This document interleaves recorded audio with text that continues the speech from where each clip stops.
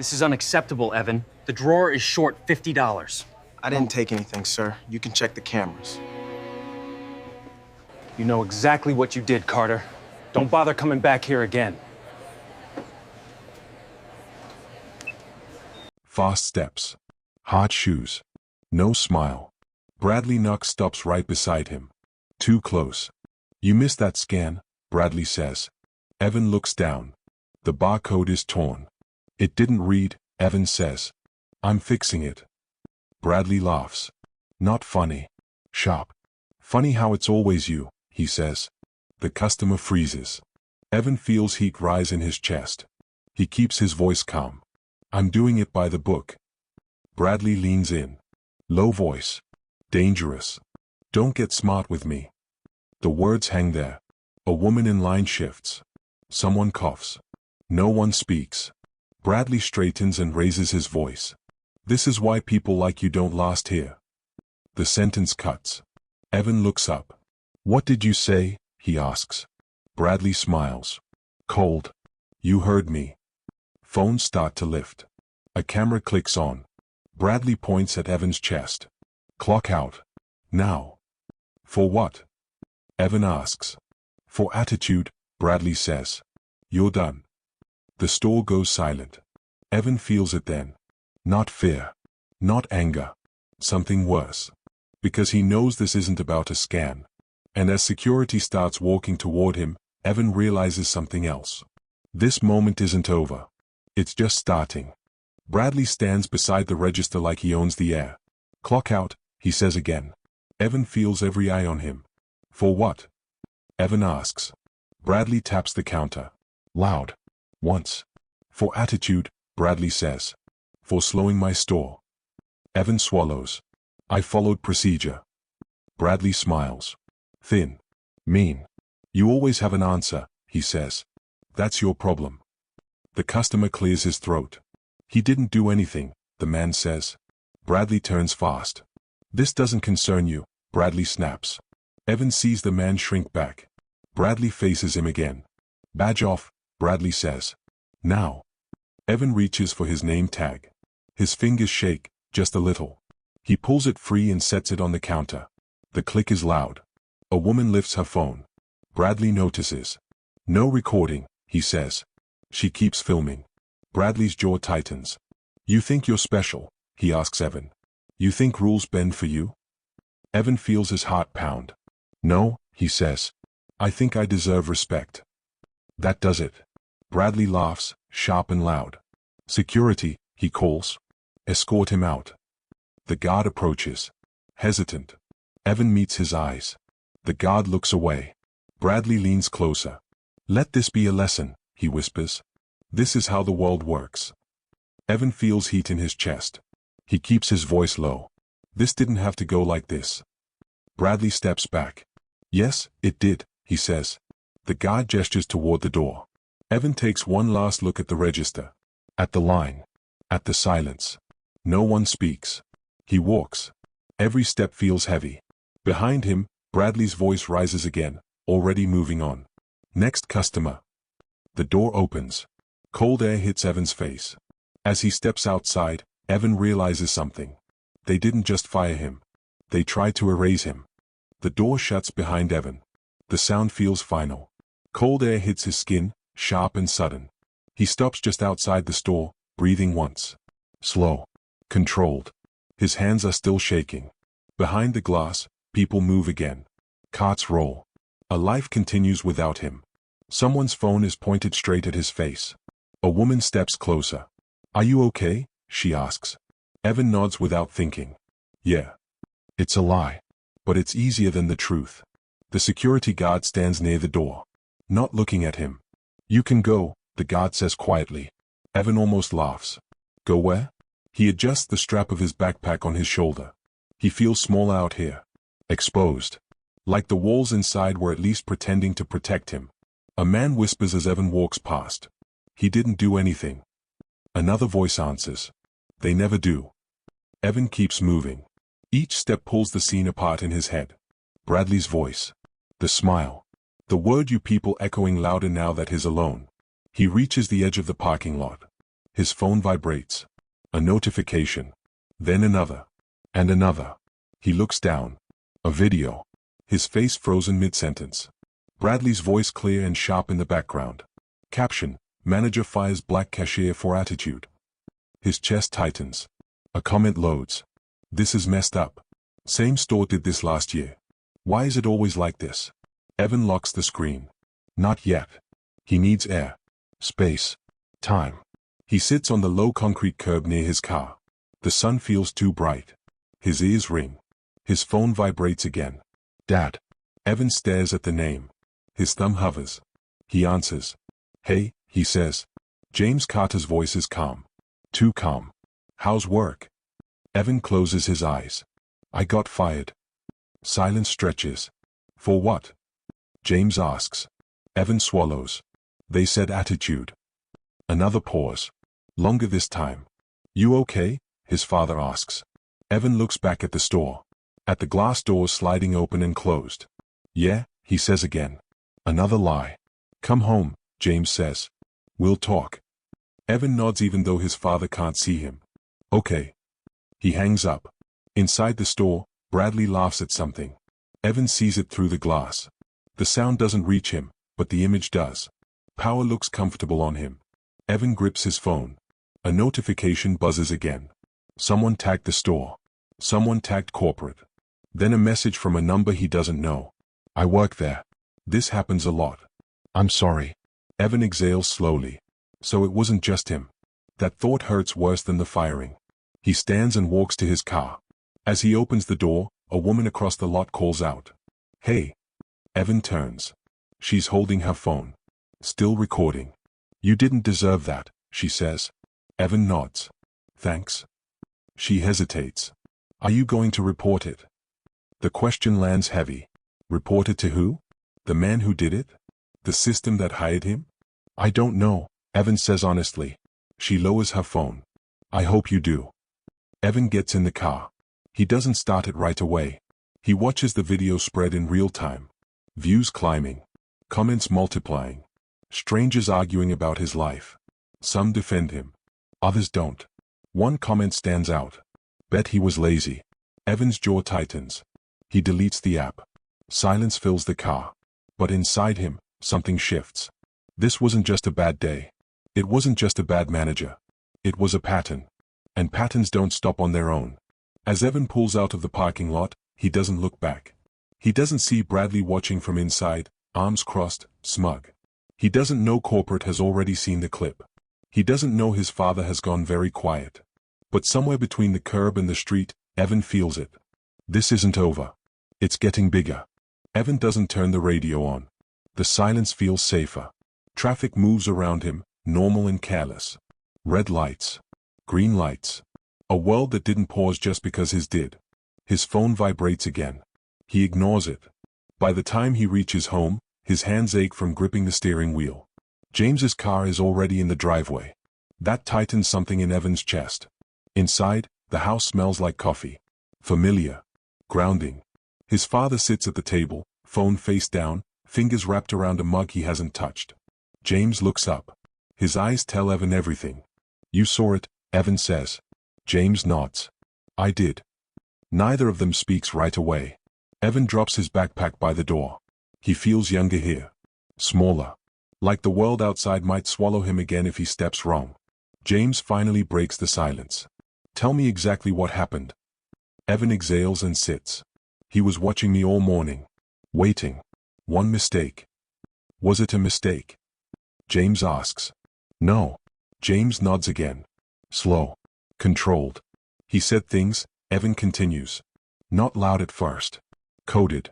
Then he didn't care. James's jaw tightens. He called security, Evan says.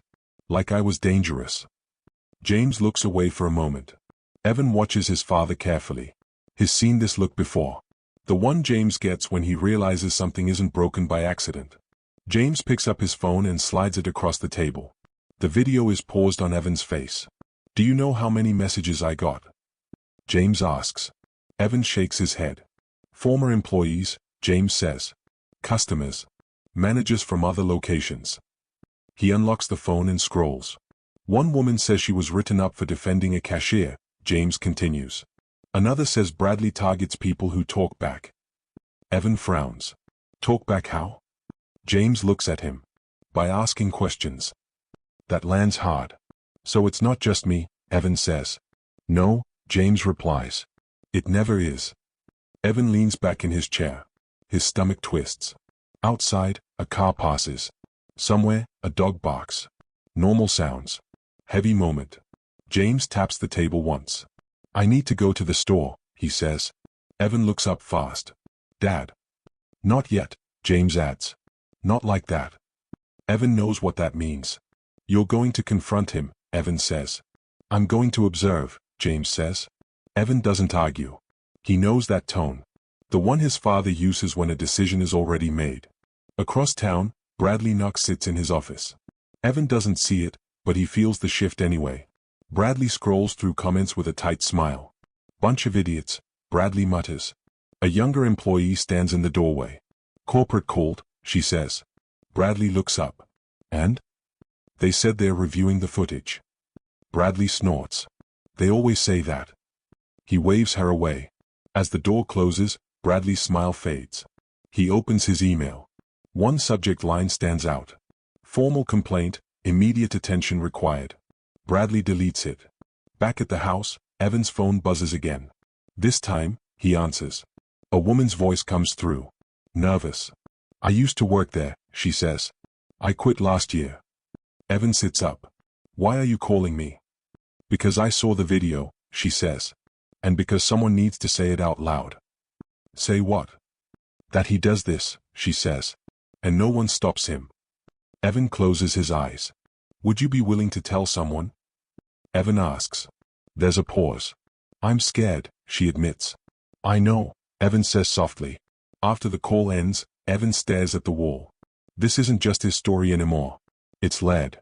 Heavy. Bigger than him. James stands near the door, coat in hand. I'm going now, he says. Evan looks at him. What if he lies? James meets his eyes. Then he'll do it confidently, James says. People like him always do. As James opens the door, Evan's phone lights up one more time. Breaking news alert. Company under fire after viral firing video. Evan's breath catches. This is moving fast. Too fast. He realizes something then. Bradley thinks this will blow over. Corporate thinks it's damage control. The public thinks it's entertainment. But none of them know the truth yet. None of them know who Evan really is. And as James steps into his car, Evan feels the weight of what's coming. Not revenge. Exposure. Evan watches his father's car disappear down the street. The engine sound fades, but the weight in Evan's chest doesn't. The house feels too quiet.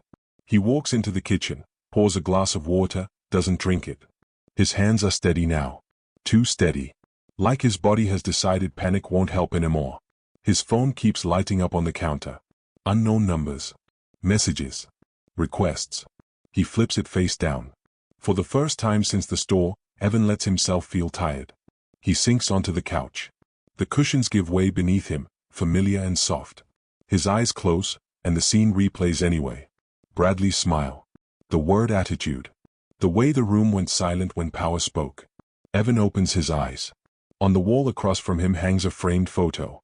Him and his father, years ago, standing in front of a grand opening banner. Evan remembers that day. The balloons. The applause. His father's hand resting lightly on his shoulder. This is bigger than us, James had said back then. Evan didn't understand it at the time. He does now. His phone buzzes again. This time, it's a message from his cousin. That's you, right? Evan types back, yeah. 3 dots appear. Disappear. Then. I'm proud of you. Evan exhales slowly. Across town, James Carter drives in silence. Evan doesn't see it, but he imagines it anyway. His father's hands on the wheel. His eyes forward. That familiar calm that always comes right before a storm. James pulls into the store parking lot and sits for a moment. Inside, Evan knows Bradley is probably doing what he always does, controlling the space, rewriting the story. Evan stands and walks to the window. A news van passes the house. Too slow. Too curious. This is spreading. He thinks about the former employee who called. About the fear in her voice. About how many people stayed quiet because speaking cost too much. His phone rings. Unknown number. Evan hesitates, then answers. This is Evan. Mr. Carter, a man says. Professional. Careful. This is corporate relations. Evan's stomach tightens. Would like to ask you a few questions, the man continues. Off the record. Evan looks at the photo on the wall again. I don't do off the record, Evan says. A pause. We understand emotions are high, the man says. We just want to resolve this calmly. Evan's voice stays even. Then resolve the behavior. Another pause. Longer. We'll be in touch, the man says. The line clicks dead. Evan sets the phone down. He knows that tone. It isn't concern. It's containment. Minutes crawl. Every sound feels louder. The refrigerator hum. The clock ticking. His own breathing. He imagines his father walking into the store. Imagines Bradley standing straighter, putting on his best voice. Imagines the lies sliding out smooth and confident. That thought makes Evan's jaw tighten. This isn't just about him being fired. It's about who gets believed. His phone buzzes again. A text from his father. I'm here. Evan stares at the words. Then another message. Don't worry. I haven't said anything yet. Evan sits back down. He doesn't know what his father is seeing. He doesn't know how Bradley is acting. But he knows one thing for sure. Bradley doesn't recognize the name Carter. Not yet. And that ignorance is the only reason this moment still belongs to the truth. Evan's phone lights up again. A live stream notification. Someone is filming inside the store. Evan's heart starts to race. Whatever happens next won't be quiet. It won't be controlled. And it won't be reversible. Because once a name is spoken out loud, power shifts. And Evan knows the next time Bradley smiles, it won't be because he's winning. Evan sits forward on the couch, elbows on his knees. He keeps refreshing the live stream. The video shakes as someone inside the store moves closer to the front. The sound is low at first, muffled voices, carts rolling, the beep of a scanner. Then a familiar voice cuts through. Bradley. Confident. Loud. Evan feels his chest tighten. On screen, his father stands near the customer service desk. Calm. Hands at his sides. No badge. No title. Just presence. Bradley steps toward him. Sir, can I help you? Bradley asks, already smiling. Evan knows that smile. He's seen it aimed at customers with complaints. At employees who didn't know their place. I'm just observing, James says. His voice is steady. Too steady. Bradley laughs lightly. Well, you picked a busy day. I can see that, James replies. Bradley gestures around the store. We run a tight ship here. Things can get misunderstood. Evan's jaw tightens. Misunderstood. Bradley leans closer, lowering his voice. The live stream MIC still catches it. You probably saw the video, Bradley says. That employee was disruptive. James tilts his head slightly. Disruptive how? Bradley shrugs. Challenging authority. Slowing operations. Attitude. Evan's fingers curl into his palms. James nods once.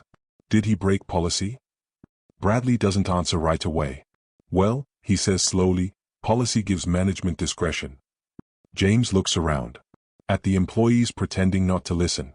At the customers filming openly now. That's a lot of discretion, James says. Bradley's smile tightens. We treat everyone the same here, he says. I don't see color. A murmur ripples through the store. Evan exhales sharply. James's voice stays calm. Most people who say that are lying. Bradley laughs again, louder this time. Sir, with all respect, you don't know how hard it is to manage people like. He stops. The pause is small. But Evan catches it. Bradley recovers fast. Employees who don't follow instructions. James steps closer. Not aggressive. Intentional. What instructions did he refuse? James asks. Bradley opens his mouth. Closes it. He was warned, Bradley says. Multiple times. Documented. James asks. Bradley glances toward the office. We don't need to get into paperwork, Bradley says. This is internal. James nods slowly. Then why is the public involved? Bradley's jaw tightens. People like drama, Bradley snaps. They don't understand context. James looks at the phones pointed at them. Context is exactly what they are seeing, he says. Bradley shifts his weight. His hand rests on his belt now, like it does when he's irritated. I don't appreciate being questioned, Bradley says. Especially by someone who doesn't work here. James meets his eyes. Neither did my son, he says quietly. The store goes still. Evan freezes. Bradley blinks. You're what? James doesn't raise his voice. He doesn't rush. My son, he repeats. Evan Carter. A wave of sound breaks out. Gasps. Whispers. Phones lifting higher. Bradley's face drains. That's not relevant, Bradley stammers. James turns slightly so the cameras catch his face. I think it's very relevant, he says. Because everything you said about him. James gestures toward the phones. You said without knowing who he was. Bradley swallows hard. I didn't know, he says quickly. James nods once. Exactly. Bradley straightens, panic creeping into his voice. If I had known. You would have behaved differently, James says. Which means you behaved honestly. Silence crushes the room. An employee steps forward. Then another. Evan watches through the screen, heart pounding. James reaches into his coat pocket and pulls out his phone. He taps the screen. Bradley's voice fills the store. This is why people like you don't last here. Bradley looks around wildly. Sir, we can talk in private, he says. James shakes his head. No, he says. We can talk right here. Evan feels a mix of relief and dread. Because once truth reaches this point, it doesn't stop. And Bradley knows it too. His power is slipping. And everyone can see it. Evan's heart pounds so loud he's sure the microphone can hear it. On the screen, his father stands still. Calm in a room that's starting to crack. Bradley looks smaller now. Not weak. Just exposed.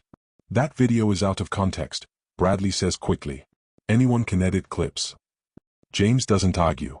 He taps his phone again. A second video plays. Longer. Clearer. Bradley pacing behind the register. Bradley leaning in. Bradley pointing.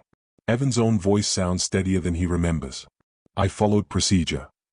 The store is silent except for the video. When it ends, no one speaks. Bradley clears his throat.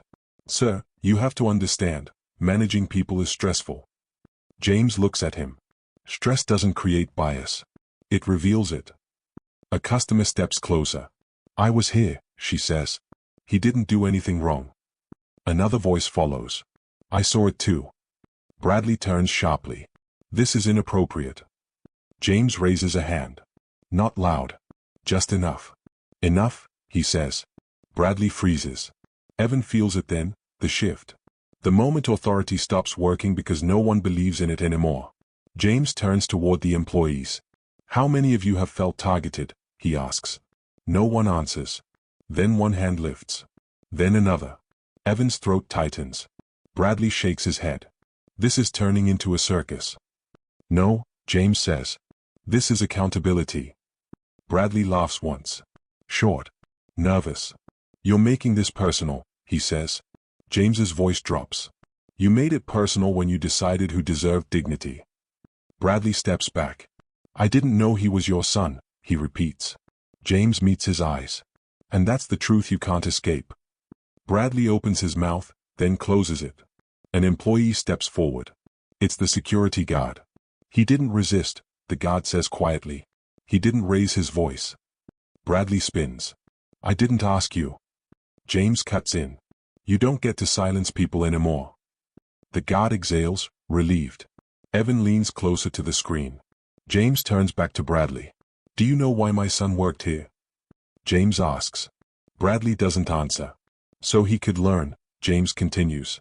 So he could be treated like everyone else. James gestures to the store. You failed at that. Bradley's face hardens. Defensive. If you're implying discrimination. I'm stating it, James says. Corporate representatives arrive at the edge of the frame. Suits. Clipboards. Tight smiles. One of them approaches. Mr. Carter, he says carefully. We should discuss this privately. James looks at him. You've had years to do that. The man swallows. James turns back to the cameras. My son did nothing wrong, he says. And he wasn't the first. A ripple moves through the crowd. Bradley's voice cracks. This is unfair. James steps closer. So was firing him in public. Bradley looks around. No one steps in. No one defends him. For the first time, Evan sees fear in Bradley's eyes. Not fear of punishment. Fear of being seen. James gestures toward the corporate team. An investigation will begin today, he says. Effective immediately. Bradley stammers. You can't. James cuts him off. I own this company, he says calmly. And I know my name. The words land like thunder. Gasps fill the store. Bradley's shoulders sag. James continues, voice steady but heavy. This store will operate under review. All complaints reopened. Bradley's lips tremble.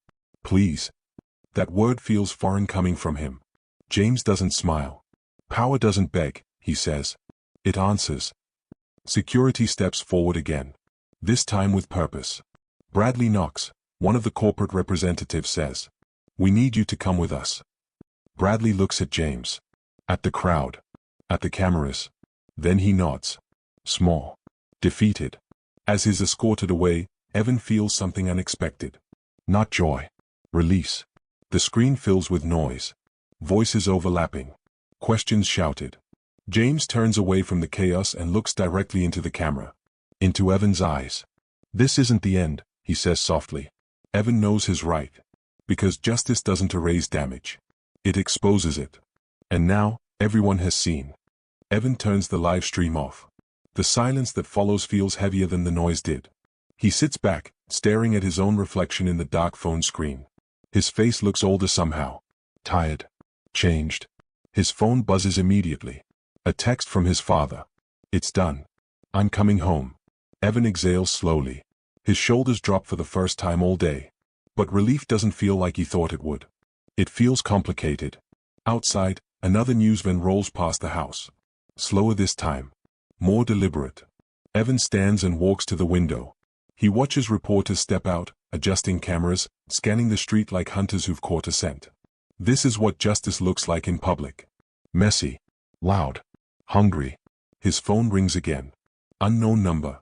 He answers. This is Evan. Mr. Carter, a woman says. Calm. Professional. My name is Denise Alvarez. I represent the company's legal department. Evan's jaw tightens. I'm listening, he says. We're launching a full internal investigation, she says. Bradley Knox has been placed on administrative leave pending termination. Pending. Evan closes his eyes. Would like to offer you your position back, she continues. With compensation. Evan lets the words sit. Why? He asks. There's a pause. Because what happened was wrong, Denise says. Evan almost believes her.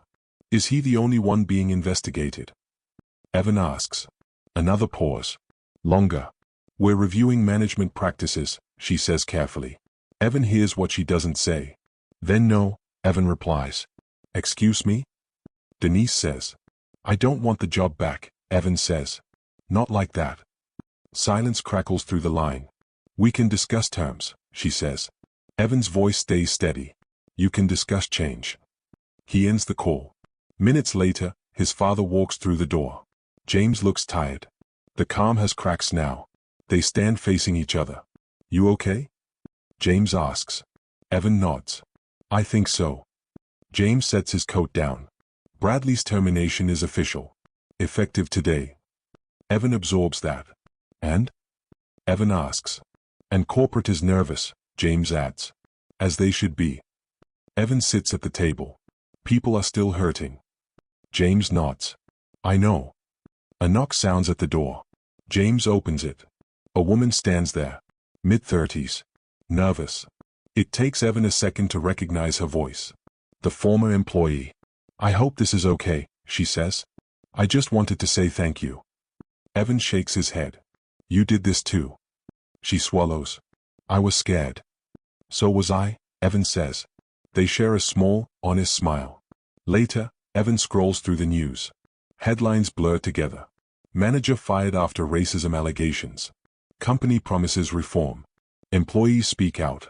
He stops on one article. Others have come forward. Evan leans back. This is bigger than him now. But that doesn't mean it doesn't hurt. That night, when the house is quiet again, Evan lies awake. His chest aches. Not sharp. Deep. He thinks about the register, the name tag, the way it clicked against the counter. Justice didn't erase that moment. It didn't give him the day back. But it stopped the lie from standing. And that matters. His phone buzzes one last time. A message from his father. Tomorrow, we talk about what comes next. Evan stares at the ceiling. He knows what's coming. Statements. Meetings. Pressure. Change is never clean. And healing is never fast. But for the first time since the store, Evan feels something steady underneath it all. Not victory. Not revenge. Resolve. Evan walks through the store the next morning. The lights are softer now. The hum of the scanner's still there. Familiar. But everything feels different. The register he once stood behind gleams. Empty. Waiting. Clean. He runs a hand over the counter, steady. Not for nostalgia. For acknowledgement. James walks beside him. Not holding his hand, not guiding him. Just present. You ready? James asks. Evan nods. I think so. Bradley is gone. Posters are rearranged. Policies rewritten. Notices about respect and fairness now hang in the break room. The employees look up as Evan enters. Some smile. Some are quiet. Some record secretly. But he doesn't mind. A coworker approaches. Glad you're back, she says softly. Evan shakes his head. Not back. Just here. The phrase lands heavier than any applause. He moves to the front, glances at the line forming. Customers unaware of the battle that unfolded here. Unaware of the power collapse behind the counters. James stops at his side. People will watch this store now, he says. Every choice, every action. Evan nods. I know. They pass the break room. A small plaque now reads, respect required. Accountability expected. Evan feels the weight of it. The cost. He remembers the fear, the humiliation. The way silence had pressed against him. One of the former employees comes up. You handled that, well, she says. Better than most would. Evan shakes his head. I didn't handle it perfectly. I just stayed. James looks at him, eyes softening. Sometimes, that's enough. The day passes. Normal transactions. Polite greetings. The low hum of commerce continues. Yet beneath it all, Evan feels the residual ache. Justice arrived, but not without cost. Emotional scars. Tension in his chest. A quiet reminder that fairness doesn't erase what happened. He steps outside for a moment, sunlight warming his face. Feels a breeze, soft, forgiving. For a moment, he allows himself to breathe. Messages flash on his phone. Media, friends, supporters. Some praise. Some criticize. Some question. All proof that his story resonated. Evan sets it down. Not concerned with fame or blame. Concerned with change. The slow, imperfect march of accountability. He looks back inside. Employees moving with renewed caution. Awareness. Responsibility. A subtle, unspoken promise. James stands beside him, hand on his shoulder. Not pressing, just steady. The presence of authority, tempered by wisdom and love. Evan inhales deeply. The emotional cost lingers. But so does resilience. A final glance around the store. Clean counters. Honest faces. Order restored, not perfect, but real. He turns to his father. Nods once. We did what we could. James smiles faintly. It's a start. Evan walks back inside. The camera lingers on the store sign. A simple message, now hiring, respect required. And as the day continues, Evan knows that justice came, not loudly, not without cost, but fully. Not erased. Not forgotten. Only endured.